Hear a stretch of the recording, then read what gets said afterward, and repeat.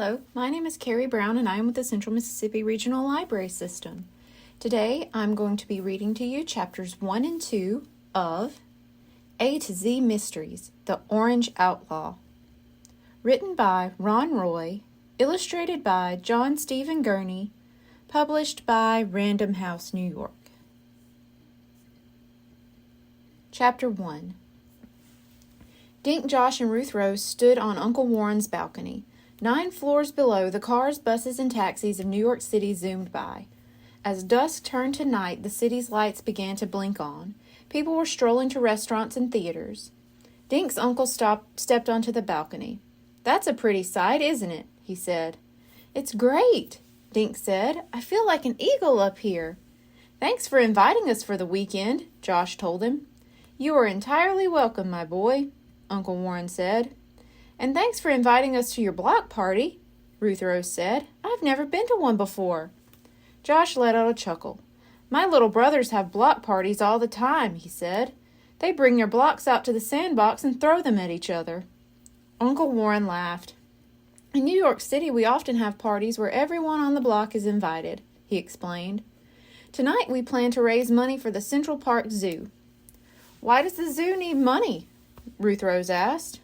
"Some of the animals need more space," Uncle Warren said. "Can they make all that money from one party?" Josh asked, gazing down the street.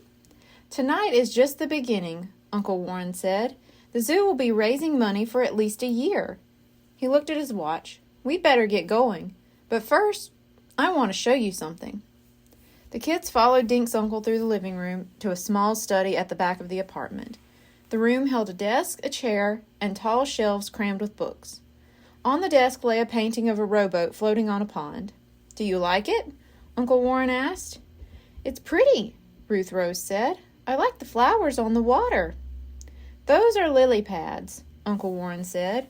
"This was painted a long time ago by a man named Claude Monet. It's very valuable." "Is the painting yours?" Dink asked. "I wish it were, Donnie," his uncle said. "My friend Forrest Evans just bought it vacationing in France.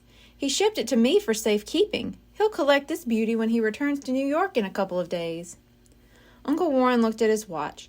"It's time to go downstairs," he said. "Help me shut off a few lights." The kids walked around switching off lights. "Leave the one over the kitchen table on," Dink's uncle called. In the kitchen, a hanging light shone down a wooden bowl filled with oranges. Dink was tempted to take one, but decided to wait till later. They left the apartment and Uncle Warren locked the door. Then they crossed the hall and crowded into the small elevator. Dink pushed the button that said lobby. "What happens to all the cars when you have a block party?" Josh asked as they rode down. "The police seal off the street," Uncle Warren explained.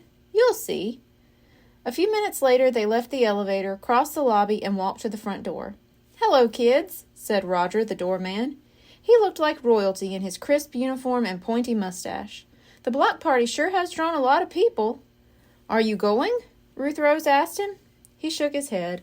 "'Fraid not, Missy. I have to stay at the door. But I'll be able to see a lot from here. Have fun. I hear there'll be lots of good stuff to eat." "Awesome," Josh said, rubbing his belly. "Still hungry, Josh?" Uncle Warren asked. "Didn't I feed you enough?" Josh grinned. "That was 2 hours ago." "Josh is like a baby wolf," Ruth Rose said. "He needs to eat 10 times a day." The kids and Uncle Warren walked outside. It was a warm night in June, and the street was crowded. Music, voices, and food smells filled the air. "This is so cool, Uncle Warren," Dink said. "We're standing right where cars and buses usually drive." "Yes," Uncle Warren said, "and tomorrow morning they'll be back." "Evening, Mr. Duncan," a woman behind them said. She was stooped and had a lined face and wild orange hair. "Hello, Miss Booker," Uncle Warren said. "You haven't met my nephew Donnie and his friends, have you?" "Kids, Miss Booker is the building manager." The kids each said hello and shook Miss Booker's hand. She was wearing a raincoat, even though the sky was clear. "A pleasure," the woman said. "Enjoy the party." She turned around and entered the building. Through the glass door, Dink saw her talk to Roger. After a minute, she walked toward the elevator. "What does a building manager do?" Josh asked. "Many things," Uncle Warren said. She fixes leaky faucets, calls electricians, and makes sure the building is kept clean. She'll even deliver packages to my door so Roger doesn't have to leave his station. Does she live here like you? Ruth Rose asked. Uncle Warren nodded. Miss Booker has a small apartment in the basement, he said. Suddenly, Josh stopped dead in his tracks. You guys aren't going to believe this, he said, but I just saw a flying watermelon. Chapter 2. Josh led the group over to a guy juggling fruit. Big fruit. A watermelon, a grapefruit, a cantaloupe, and a pineapple circled through the air over the man's head. My mother would tell him not to play with his food, Josh whispered. A boy a little taller than Dink stood in front of the man. Ready, Dad? He asked. When the man nodded, the kid tossed a bunch of bananas into the air. Everyone watching said, ooh, as the bananas joined the rest of the fruit. Not far from the juggler, the kids noticed a man in a hat and vest leading a pony around a ring. Suddenly, an orangutan, dressed as a clown, leaped onto the pony. The ape stood on his head as the pony galloped faster and faster. While everyone cheered, a woman, also wearing a hat and vest, passed out flyers. Dink took one and stuck it in his pocket. The man clapped his hands, and the pony jumped into a trailer with the ape still on its back. Josh started down the street. Look at the dummy, he said. Takes one to know one, Dink said, grinning at Josh. I think he means the wooden one, Ruth Rose said. On a small stage sat a man with a wooden doll on his lap. The two were talking to each other. I'm hungry, the dummy said.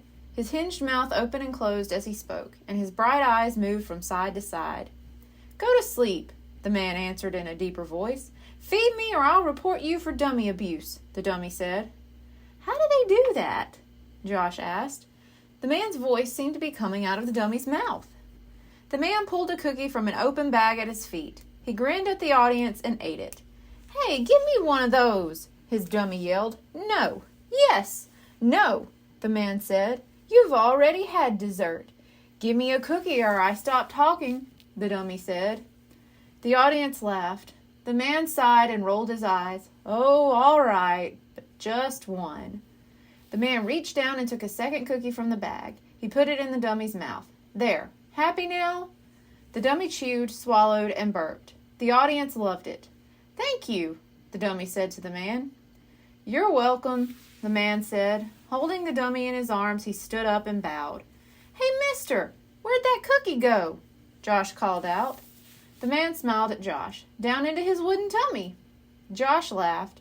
He turned to Dink, Ruth Rose, and Uncle Warren. That dummy made me hungry, he said. How about some pizza? Uncle Warren asked. I think I noticed a vendor selling slices. The four walked to the pizza stand and bought slices. They ate them as they enjoyed more of the block party. When Dink started yawning, his uncle led the group back to the building. Roger was standing just inside the lobby door. Did you have a good time? He asked. It was great, Dink said. I think the evening will be a big success, Uncle Warren said. Good night, Roger. I sure hope so, Roger said. Night, Mr. Duncan. Uncle Warren pushed the button to call the elevator. A minute later, they entered his apartment. Why don't you kids get ready for bed, and then we can see what's on TV, he suggested, heading for his study. Just as Ruth Rose picked up her backpack, they heard Dink's uncle shout. The kids ran down the hall and practically bumped into Uncle Warren. His face was white, and he looked sick. Uncle Warren, what's the matter? Dink asked. The painting, Dink's uncle stammered. Someone's stolen Forrest's painting. Thank you. Be sure to tune in next week for chapters 3, 4, and 5. Goodbye.